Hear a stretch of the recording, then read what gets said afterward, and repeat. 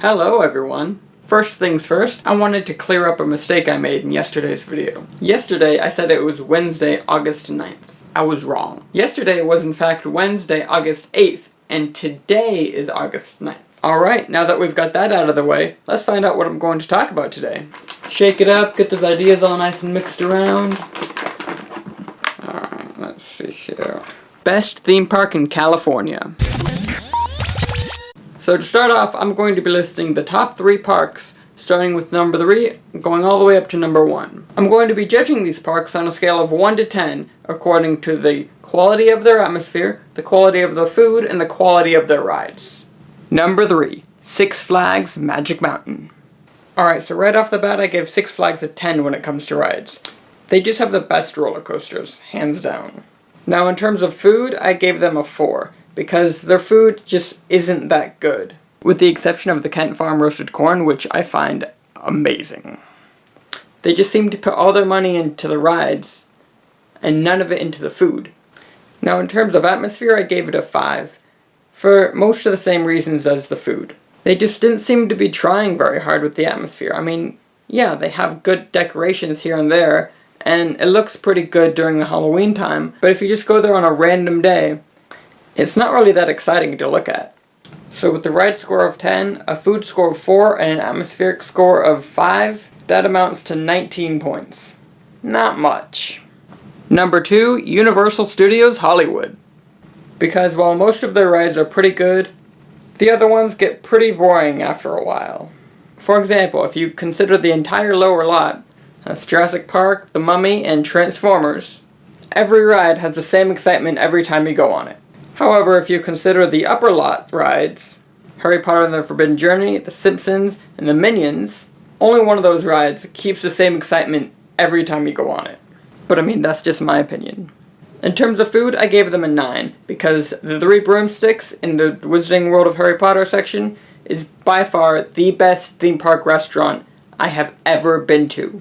And even before the Wizarding World opened, the Jurassic Cafe and Mel's Diner were both phenomenal places to eat. Universal has just always had a handle on their food. Now in terms of atmosphere, I gave them an 8, because no matter what you're going there for, the atmosphere is going to be amazing. The Wizarding World of Harry Potter feels like you just walked into Hogsmeade and you're no longer even at Universal.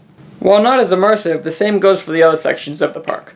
The Despicable Me ride line makes you feel like you're inside Gru's lab. The Mummy makes you feel like you're actually inside a tomb. And The Simpsons have a whole land which throws you right into the world of The Simpsons. Not to mention the 2 pathways that make you feel like you're in London or Paris. So overall, with the rides at a 6, the food at a 9, and the atmosphere at an 8, Universal gets a whole 23 points. And finally, coming in at number 1, Disneyland.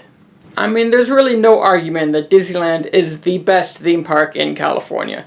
People come from all over the world to experience it. It's also one of the reasons why I decided not to include the price of admission in with the quality of the park. Because while Disneyland's ticket prices are exorbitantly high, the park is still an amazing park.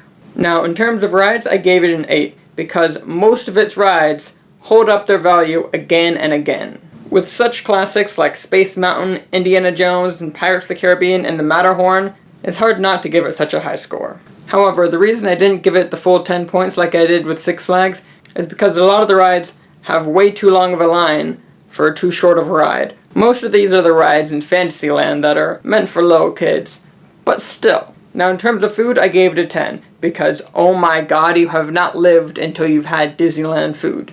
I mean, yeah, the atmosphere has a little to do with it, but the quality of their food is so good, I hold every other theme park up to the Disneyland standard food. As a matter of fact, when I first tried the 3 broomsticks at Universal Studios, one of the first things I said was, my god, this food is like Disneyland quality food. It's that good.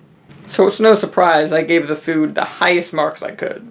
Now in terms of atmosphere, I gave it a 9, because it truly is the happiest place on earth. I've never seen anyone really be upset going into Disneyland. Yeah, there's screaming kids sometimes, but that's because they didn't get the toy they wanted, or their mom wouldn't buy them ice cream, or they had to leave Disneyland. The only reason I didn't give it the full 10 is because of how themed it is, and if you don't like Disney, you're not gonna really like going there. I mean, you'll still like going there. It's Disneyland. I mean, who doesn't like going there? But you're not gonna enjoy it as someone who actually does like Disney.